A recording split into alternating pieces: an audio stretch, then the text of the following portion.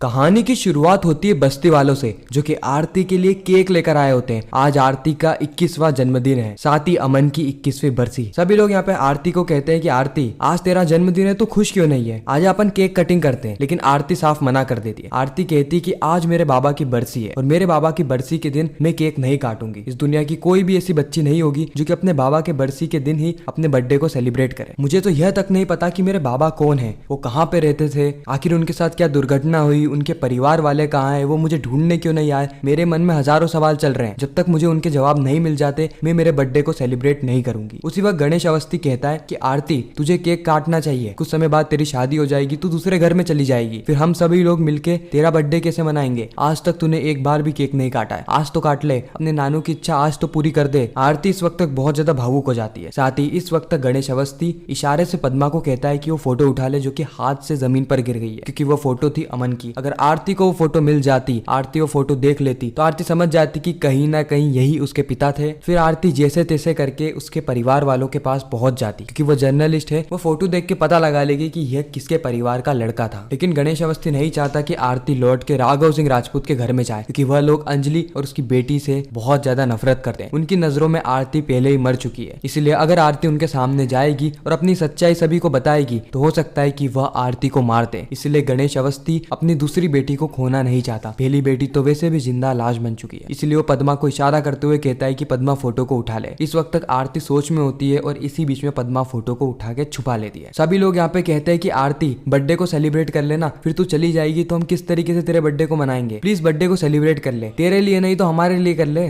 देख हम सभी लोग कितने ज्यादा प्यार से तेरे लिए केक लेकर आए। फिर आरती सभी लोगों के सामने अपने बर्थडे को सेलिब्रेट करती है, यानी केक कटिंग करती है। सभी लोग इस वक्त तक बहुत ज्यादा खुश होते हैं सिवाय आरती के। आरती पहली बार अपनी लाइफ में केक काट रही होती है। आरती जैसे ही केक काटती है वैसे ही वो अपनी माँ के पास जाती है और कहती है कि माँ मुझे विश करो ना, आज मेरा जन्मदिन है, मुझे पता है कि आज तुम्हारे पति की बरसी भी है। हालांकि परिवार वाले मुझे कभी भी उनका नाम पता कुछ नहीं बताएंगे, लेकिन तुम मुझे बर्थडे विश तो कर सकती हो ना माँ, मुझे बर्थडे विश करो, लो मेरे हाथ से केक खाओ, तुम भी केक खाओ माँ, तुम भी केक खाओ। इस वक्त तक आरती बहुत ज्यादा इमोशनल हो गई थी, लेकिन अंजलि के चेहरे पे कोई भी इमोशन दिखाई नहीं दे रहा था। चंद्रभान ठाकुर ने पूरी ही तरीके से अंजलि की खुशियां, उसकी जिंदगी के 21 साल भी बर्बाद कर दिए। अगले ही पल हम देखते हैं कि एडिटर का आरती को कॉल आता है। एडिटर आरती से कहता है कि आरती तुम कहाँ पर हो, मैंने तुम्हारे लिए कार बुक कर दी है, साथ ही ट्रेन की टिकट भी कंफर्म हो गई है, जल्दी आओ, तुम्हें यूपी के लिए जाना है, भूल तो नहीं गई। आरती कहती कि हाँ हाँ एडिटर साहब मैं आ रही हूँ। गणेश अवस्थी तुरंत ही आरती से पूछता है कि आरती तू कहाँ जा रही है, वो भी इस वक्त, आज तो तेरा जन्मदिन है ना, बर्थडे के दिन तू घर वालों के साथ नहीं बिताएगी, तेरी माँ के साथ नहीं बिताएगी। आरती कहती कि नानू मेरी इच्छा तो बहुत है, लेकिन मुझे एक बहुत अर्जेंट काम से उत्तर प्रदेश जाना है, यूपी में एक बहुत बड़े स्कैंडल को एक्सपोज करना है, एक ऐसा स्कैंडल जहाँ पे महिलाओं को पीड़ित करा जाता है, उनको बहला फुसला कर उनसे शादी करी जाती है और उनका गलत इस्तेमाल किया जाता है। इसलिए मैं वहां पर जाऊंगी और उस रैकेट का पर्दाफाश करूंगी। इस वक्त गणेश अवस्थी बहुत ज्यादा डर जाता है। वो कहता है कि नहीं आरती तू कहीं पर भी नहीं जाएगी, मैं पहले भी मेरी बेटी को खो चुका हूँ, वह भी ऐसे ही अन्याय के खिलाफ आवाज उठाया करती थी, अब मैं अपनी दूसरी बेटी को खोना नहीं चाहता, तू कहीं नहीं जाएगी। आरती कहती कि नानू मेरा जाना बहुत ज्यादा जरूरी है, अगर मैं नहीं जाऊंगी तो मेरे सपने का क्या, मेरा सपना है पूरे भारत की सबसे बड़ी जर्नलिस्ट बनने का, इसलिए नानू मैं जाऊंगी। वैसे भी आपको डरने की कोई जरूरत नहीं है, मैं हूँ जर्नलिस्ट आरती, आरती जो कभी नहीं हारती, आरती जो किसी से नहीं हारती। आपको तो पता ही है मैंने पहले भी कितने सारे गैंग वालों को एक्सपोज किया है, वो मेरा कुछ बिगाड़ पाए क्या, नहीं ना, पूरा भारत मेरे साथ है, सब लोग मुझे सपोर्ट करते हैं, मैं जहाँ पर जाती हूँ सब लोग मेरे लिए दुआ मांगते हैं, आप भी मेरे लिए दुआ मांगो।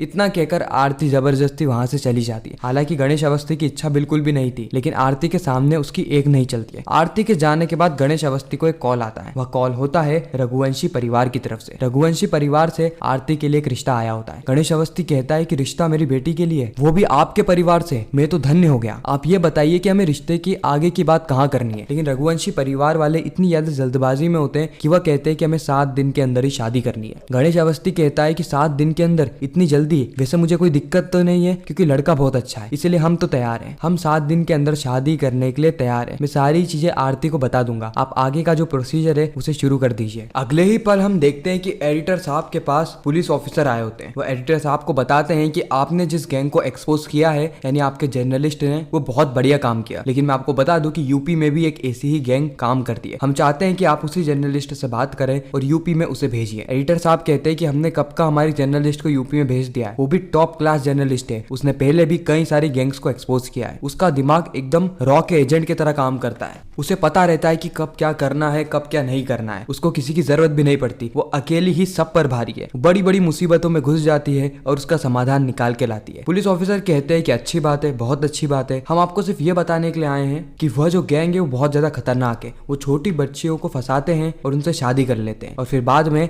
उनकी हेराफेरी करते हैं। इस गैंग को पकड़ाना बहुत ज्यादा जरूरी है। आज के टाइम पे जहाँ पे लड़कियों का सम्मान होता है, वह लोग हमारे देश पे कलंक बन के जी रहे हैं।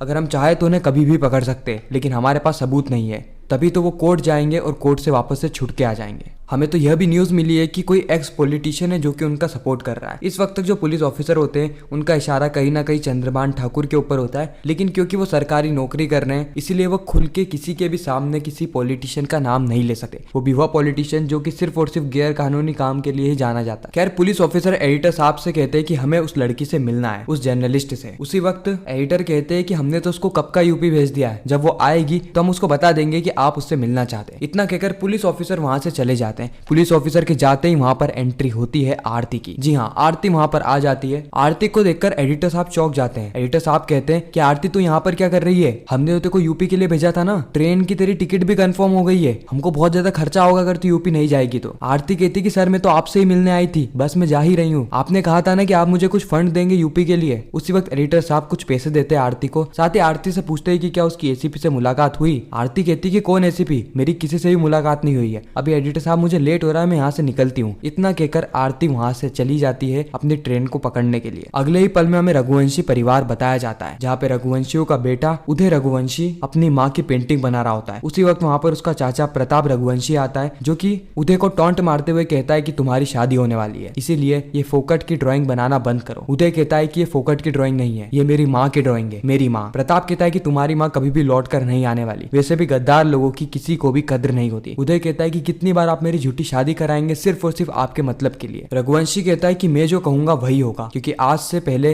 किसी ने भी मेरी बात टालने का जुल्म नहीं किया है और तुम भी मेरी बात नहीं टालोगे। तुम्हारी बहन को बुलाओ, हमने तुम्हारी बहन को उस लड़की का नंबर दिया है, उससे बात करो और उसे शादी के लिए मनाओ किसी भी हालत में, क्योंकि वह लड़की और तुम्हारी शादी होना बहुत ज्यादा जरूरी है। बाद में भले ये शादी को तोड़ देना, लेकिन पहले हमारा मकसद पूरा होना चाहिए। हमने उस लड़की के पिता गणेश अवस्थी से बात कर ली है, वो तो तैयार है, बस तुम्हें उसको फोन करना है और उस लड़की से बात करनी है। इस और हम आरती को देखते हैं जो कि ट्रेन पकड़ने के लिए इधर उधर घूम रही होती है। वह कहती है कि इतनी बड़ी जर्नलिस्ट होने के बाद भी मुझे ट्रेन पकड़ने के लिए इधर उधर भटकना पड़ रहा है, कोई तो टीसी आके मेरी हेल्प कर दो। उसी वक्त आरती को कॉल आता है जो कि होता है उदय का। उदय यहाँ पर आरती से बात तो नहीं करना चाहता, लेकिन अपने चाचा के दबाव पर उसे बात करनी पड़ती है। अब क्या सही में आरती और उदय रघुवंशी का विवाह होने वाला है? आखिर इनके बीच में कहानी आगे बढ़ने वाली है? ये तो खैर हमें आने वाले एपिसोड में ही पता चलेगा। आपको यह रिकेप कैसा लगा कमेंट सेक्शन में जरूर बताना। अगर आपको वीडियो अच्छी लगी तो वीडियो को लाइक करके चैनल को सब्सक्राइब करके ज्यादा से ज्यादा लोगों को ये वीडियो शेयर करना, ताकि हमारी फिर से मुलाकात हो।